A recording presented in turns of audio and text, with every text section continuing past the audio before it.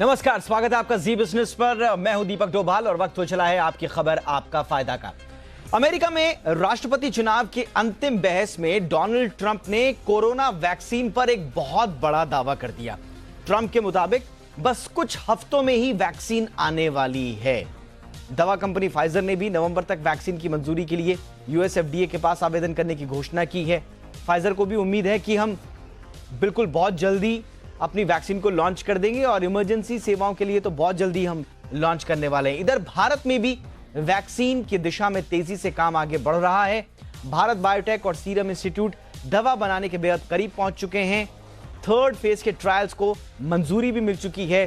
तो फिर माना क्या जाए, क्या सच में नवंबर तक दुनिया में कोरोना वैक्सीन आ रही है?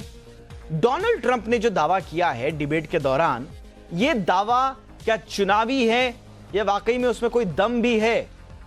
और भारत में कब तक वैक्सीन आने की उम्मीद है? और अगर वाकई में अमेरिका में जैसा कि ट्रंप दावा कर रहे हैं, उनके दावों की भी पड़ताल आज करेंगे, लेकिन अगर वाकई में नवंबर तक आती है अमेरिका में, तो क्या भारत पर इसका कोई असर पड़ेगा? क्या भारत के लिए भी यह खुशखबरी है? इस पर आज करेंगे चर्चा। इसके अलावा भी बहुत सारे अपडेट्स हैं वैक्सीन को लेकर। हमारे एक्सपर्ट से समझेंगे कि दुनिया भर में वैक्सीन को लेकर स्थिति क्या है, कब तक वो उम्मीद कर रहे हैं, ट्रंप और कंपनीज के दावों में कितना दम है। इन तमाम बातों पर चर्चा, लेकिन सबसे पहले रिपोर्ट देखिए। लौटते हैं मेहमानों के साथ।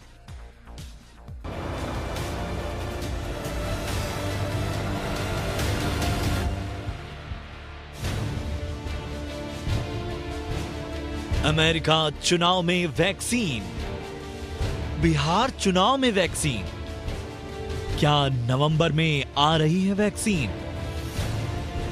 कब आएगी कोरोना की मौत वाली वैक्सीन? जी हां, कोरोना की वैक्सीन कब आएगी, इस सवाल के बीच अब सबकी निगाहें अमेरिका पर टिक गई हैं, क्योंकि डोनाल्ड ट्रंप ने पिछले महीने ही 1 नवंबर से अमेरिका में वैक्सीन लगाने का काम शुरू करने का दावा किया था और यह दावा ट्रंप ने फिर दोहराया है। राष्ट्रपति चुनाव की अंतिम बहस में डोनाल्ड ट्रंप ने कहा कि कोरोना की वैक्सीन जल्द आने वाली है और अगले कुछ हफ्तों में इसकी घोषणा कर दी जाएगी। ट्रंप ने बताया कि अमेरिकी प्रशासन वैक्सीन के लिए तैयार है और इसको लगाने का रोड मैप तैयार किया जा रहा है। उन्होंने कहा कि मंजूरी मिलने के बाद सेना ही वैक्सीन के वितरण का काम शुरू करेगी और हफ्तों में टीकाकरण का काम खत्म कर लिया जाएगा। ट्रंप ने बताया कि वैक्सीन में जॉनसन एंड जॉनसन, फाइजर और मॉडर्ना अच्छा काम कर रहे हैं। डोनाल्ड ट्रंप के दावों के बीच दवा बनाने वाली कंपनी फाइजर ने भी नवंबर तक इमरजेंसी वैक्सीन लाने का ऐलान किया है। फाइजर के मुताबिक वो 44,000 वॉलंटियर्स पर किए गए परीक्षण के डेटा का इंतजार कर रहे हैं, जो नवंबर अंत तक उन्हें मिल जाएंगे। फाइजर के सीईओ अल्बर्ट बोर्ला ने बताया कि नवंबर के तीसरे हफ्ते तक उनके पास अंतिम आंकड़े होंगे और उनकी वैक्सीन सुरक्षित साबित होगी। फाइजर जर्मनी की कंपनी बायोएनटेक के साथ मिलकर वैक्सीन बना रही है। अमेरिकी दवा कंपनी मॉडर्ना ने भी हाल में नवंबर के अंत तक कोरोना की इमरजेंसी वैक्सीन लाने की दावा किया था। मॉडर्ना भी फेज 3 के परिणामों का इंतजार कर रही है। अच्छे नतीजे मिलने पर उसे इमरजेंसी वैक्सीन की इजाजत मिल सकती है। इस बीच एंटीवायरल ड्रग रेमडेसिविर को अमेरिका ने एक बार फिर से कोरोना के इलाज की इजाजत दे दी है। कुछ दिन पहले ही WHO ने नई स्टडी के आधार पर रेमडेसिविर को कारगर नहीं माना था, लेकिन अमेरिका सहित कई देशों में कोरोना के इलाज में रेमडेसिविर दवा का इस्तेमाल किया जा रहा है। खुद डोनाल्ड ट्रंप भी रेमडेसिविर से ही कुछ दिनों में कोरोना से ठीक हो चुके हैं। नवंबर तक अमेरिका में कोरोना वैक्सीन के दावों के बीच भारत में भी दवा पर खुशखबरियों की लाइन लग गई है। भारत बायोटेक को कोरोना वैक्सीन के तीसरे चरण के क्लिनिकल ट्रायल के लिए मंजूरी मिल गई है। DCGI ने भारत बायोटेक और ICMR की वैक्सीन को थर्ड फेज के ट्रायल की मंजूरी दे दी है। दवा के तीसरे चरण के क्लिनिकल ट्रायल 10 राज्यों में होंगे, जहां वैक्सीन करीब 28,000 लोगों को दी जाएगी। हालांकि इसके नतीजे अगले साल फरवरी तक आ सकते हैं। इसके अलावा भारत में ऑक्सफोर्ड यूनिवर्सिटी, और एस्ट्रेजेनेका की वैक्सीन का सीरम इंस्टीट्यूट ऑफ इंडिया तीसरे चरण का ट्रायल कर रहा है, जिसके मुताबिक मार्च 2021 तक भारत में वैक्सीन मिल सकती है। इन वैक्सीनों के अलावा चीन में वैक्सीन की सुगबुगाहट तो है। रूस पहले ही वैक्सीन का दावा कर चुका है, लेकिन भारत, अमेरिका, ब्रिटेन सहित कई देशों में 150 से ज्यादा कंपनियों की वैक्सीन फेज 1 और स्टेज 2 में है, जबकि 10 वैक्सीन क्लिनिकल ट्रायल के अंतिम दौर में है। ब्यूरो रिपोर्ट, जी मीडिया।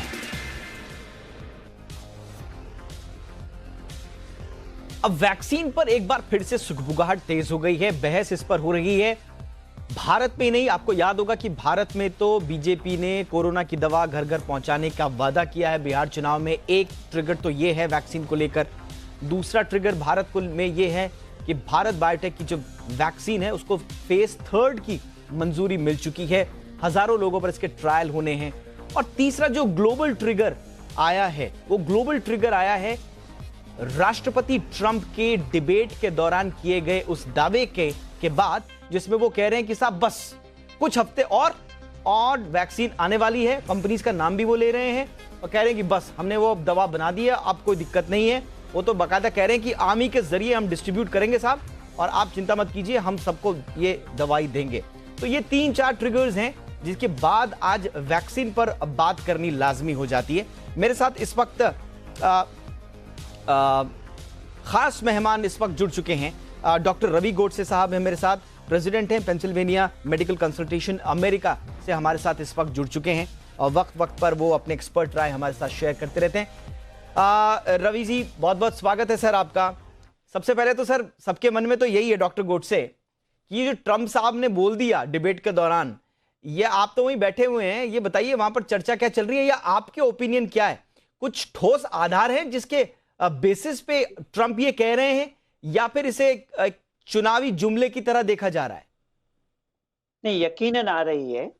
देखो, ट्रंप हो या बाइडेन हो या राजनीतिक लोग कुछ भी कह सकते हैं, लेकिन फाइजर जैसी कंपनी कुछ कहती है, वो पब्लिकली ट्रेडेड कंपनी है।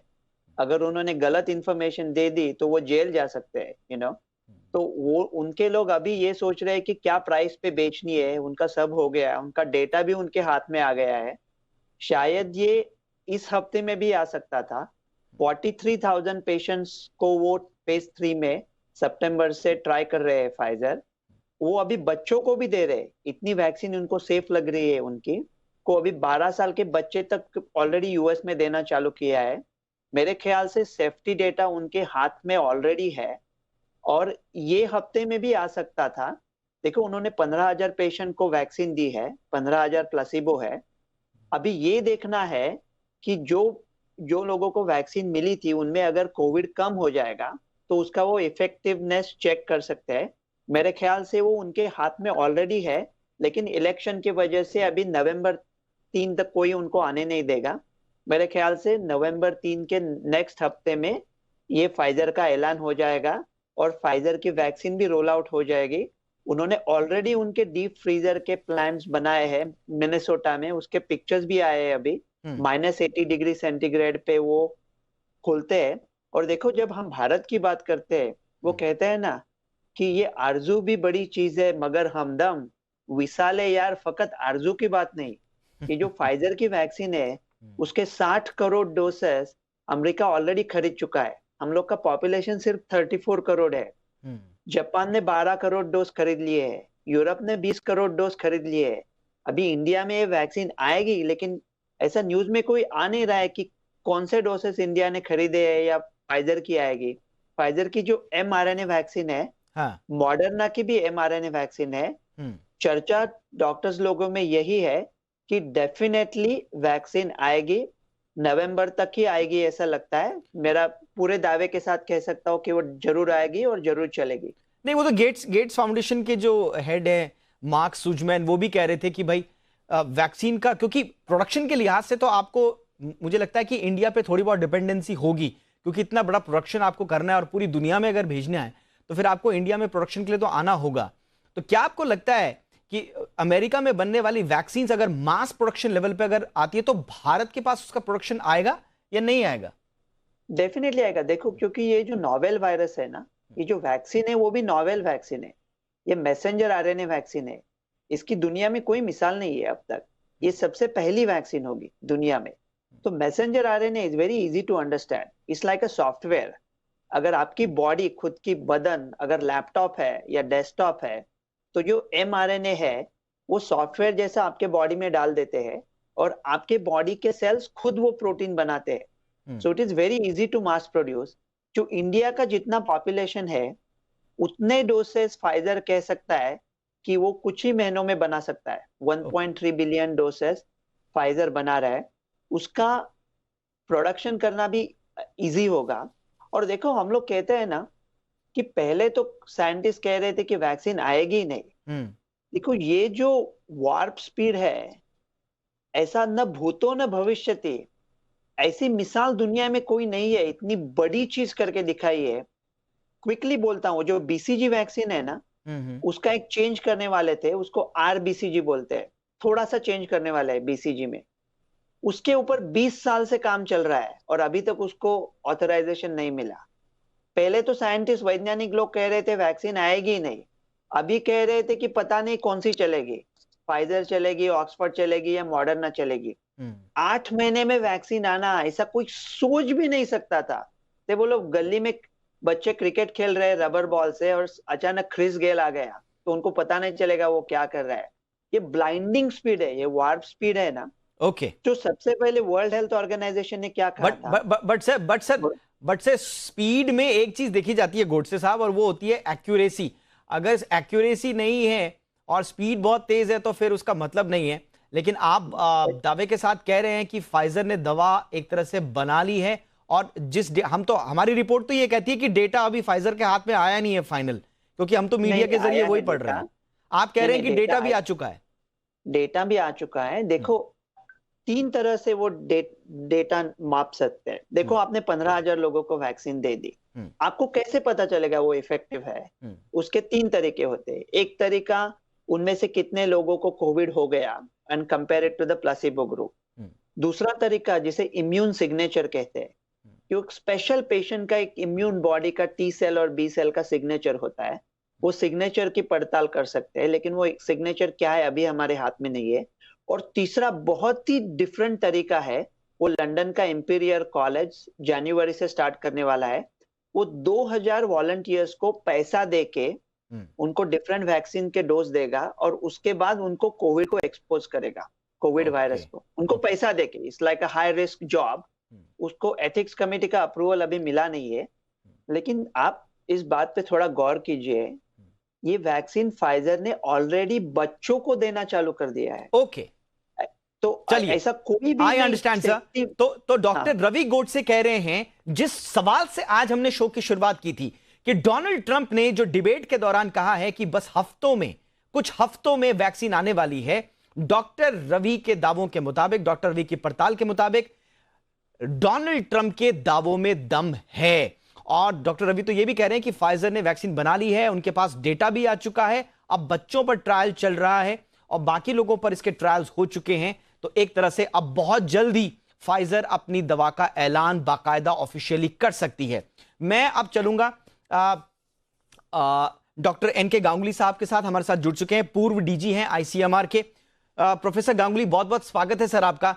सर, आपको क्या लगता है, डोनाल्ड ट्रंप ने जो आज दावा किया है उनमें कितना दम है? डॉक्टर रवि कह रहे हैं कि एक्चुअल में फाइजर ने दवा बना ली है।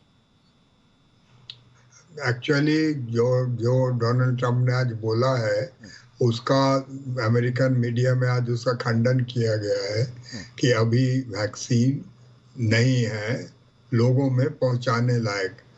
फाइजर ने वैक्सीन बना ली है, वो सच है। और फाइजर फेज 3 में भी पहुंच गया है, वो सच है। इनको 60,000 केसेस, 60,000 लोगों में डिफरेंट एथनिक सिचुएशन में करना पड़ेगा। लेकिन ये मैसेंजर आरएनए वैक्सीन है, इंडिया में कैसे हम इसको यूज़ करेंगे अभी हमें पता नहीं है। ये -70 में ये स्टेबल रहता है और हमारे यहाँ कोल्ड चेन में -70 नहीं है। इसको देखते हुए जो बिल मेलिंडा गेट फाउंडेशन ने है, उन्होंने कूलिंग चैम्बर का एक दिया है ग्रैंड चैलेंज लोगों को बनाने के लिए, so that these could move with the cooling chamber to the targets. और एक और बात है कि मैसेंजर आरएनए वैक्सीन अभी दुनिया में थी ही नहीं। ये प्लेटफॉर्म बिल्कुल नई प्लेटफॉर्म है और ये प्लेटफॉर्म पहले ह्यूमन में यूज नहीं हुआ। इसमें लार्जर डोजेस में रिएक्शन आई है और जो अभी रूल कराया है किया है यूएसएफडीए ने कि आपको 2 महीने आफ्टर थर्ड फेज 2 महीने आपको फेज 3 के फॉलो करने पड़ेंगे to look at whether there are adverse reaction or not। और एफिकेसी भी अभी दुनिया में जगह जगह पर अलग अलग तरह के पिक्चर आ रहे हैं इसके प्रिविलेंस एंड इंसिडेंस के, उसके ऊपर भी एफिकेसी बहुत कुछ निर्भर करेगा। तो अभी वैक्सीन बन गई है, वो फेज 3 में है, लेकिन अभी वो लोगों में पहुंचने तक के स्टेज में नहीं आई है। और अगर आती भी है तो हमें इंडिया में इसको फाइजर वाली वैक्सीन कैसे यूज करेंगे वो हमको पता नहीं है। आज जो फैक्ट चेकर हैं यूनाइटेड स्टेट्स में, जो आज का डिबेट हुआ है, उन्होंने कहा है कि अभी फाइजर की वैक्सीन जो है वो अभी तैयार नहीं है लोगों में डिप्लॉयमेंट के लिए, यूनाइटेड स्टेट्स में भी। सो ये है अभी इस परिस्थिति। ऑलराइट सर, यानी कि आप कह रहे हैं कि ट्रम्प साहब ने जो बोला है कि 2-3 हफ्तों में ऐलान हो जाएगा, हो सकता है ऐलान हो जाए, लेकिन लोगों तक अभी पहुंच नहीं बनेगी क्योंकि एफिकेसी के इश्यूज हैं, अभी साइड इफेक्ट्स देखने हैं, उसके लिए अभी 2 से 3 महीने का वक्त और लग सकता है। वैक्सीन की आस जगी है पूरी दुनिया में, लेकिन अभी हम कितने दूर और कितने पास हैं इस पर कर रहे हैं आज चर्चा, क्योंकि यूएस प्रेसिडेंट डोनाल्ड ट्रंप ने एक डिबेट के दौरान, जो अंतिम डिबेट उनकी यूएस प्रेसिडेंशियल इलेक्शन की, उसके दौरान कह दिया कि अब 1-2 हफ्ते में ही वैक्सीन आने वाली है। आज हम इसकी पड़ताल कर रहे हैं। अब तक जो समझ में आया वो ये कि एक्चुअल में फाइजर एक जो कंपनी है जिसने सबसे पहले शायद दावा भी किया था और लगातार उसके ट्रायल्स चल रहे हैं, 3rd फेज के अंतिम चरण में है, ऑलमोस्ट कंप्लीट हो चुके हैं और उसका ये दावा सही होता हुआ साबित हो रहा है अब तक की बहस में कि शायद एक्चुअल में वैक्सीन पूरी तरह से अब फाइजर के हाथ में है।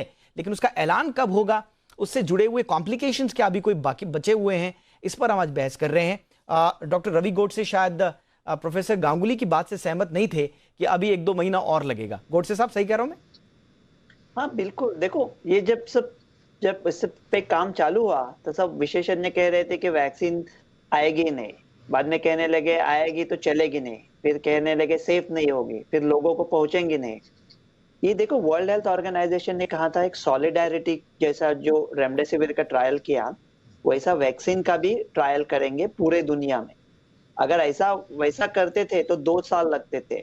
हमारे परम भाग्य से हम लोग का सरकार बोले सॉलिडारिटी वगैरह छोड़ दो, अगर आपके पास 10 बहुत प्रतिभाशाली वैज्ञानिक है और अगर आप उनके प्रतिभा को मिटाना चाहते हैं तो आप उनकी एक समिति बनाए, फिर हो गया सत्यानाश उनके प्रतिभा का। ये जो हम लोग पूंजीवादी देश में रहते हैं, अगर ये जो प्राइवेट गम्पशन होता है, प्राइवेट एंटरप्राइज, ये 10 लोगों को 7 लोगों को काम पे लगा दिया यूएस गवर्नमेंट ने वार्प स्पीड से। 75,000 करोड़ रुपए ऑलरेडी खर्चा कर सकते हैं। ये जो वैक्सीन के डोसेस है ऑलरेडी बन चुके हैं। अगर वैक्सीन को नहीं सेफ अगर वो साबित हुई तो वो डोसेस फेंक देंगे, वो पैसा खारिज हो जाएगा, कोई परवाह नहीं करता। अगर आप गूगल कीजिए तो मिनेसोटा में डीप फ्रीजर्स बन चुके हैं। वो डीप फ्रीजर में 48,000 वैक्सीन के डोसेस रहते हैं। वो फ्रीजर्स के आप पिक्चर्स दे सकते हैं गूगल पे। यूएस आर्मी डिस्ट्रीब्यूट करेगी। जब दूसरा महायुद्ध चालू हुआ तब हमारे पास विमान नहीं थे अमेरिका के पास।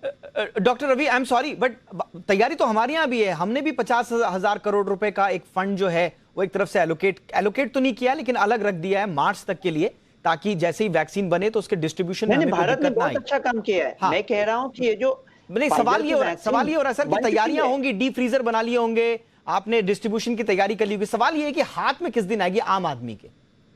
देखो, ये फाइजर का जो डेटा है ना, जिसको अर्ली एनालिसिस बोलते हैं, वो अर्ली एनालिसिस फेज 3 का मतलब, चरण 3 का मतलब क्या है कि वो ऑलरेडी सेफ है छोटे पॉपुलेशन में। कभी कभी बड़े पॉपुलेशन में जब करते हैं तो कभी कभी उसमें कुछ नई चीज आ सकती है, लेकिन अभी बहुत सेफ लग रही है। ओके उनके डेटा हाथ में आ चुका है। ओके उसका इंटरिम एनालिसिस नवंबर के इलेक्शन की इमीडिएटली बाद 4 नवंबर को मेरे ख्याल से वो इंटरिम एनालिसिस करेंगे। उसको इमरजेंसी यूज ऑथराइजेशन मिलेगा। ओके जिस सेकंड उनको इंटरिम यूज एनालिसिस मिला, वैक्सीन के डोज बन के तैयार है।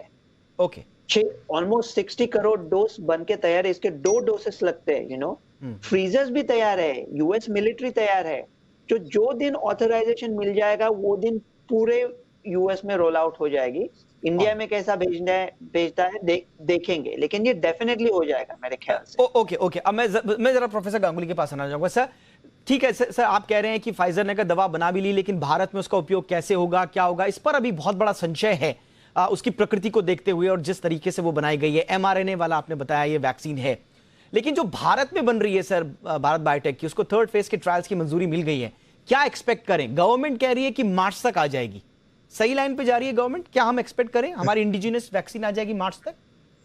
नहीं, जो इंडिजिनस वैक्सीन है और कई वैक्सीन जो है वो मार्च तक आ जाएंगे।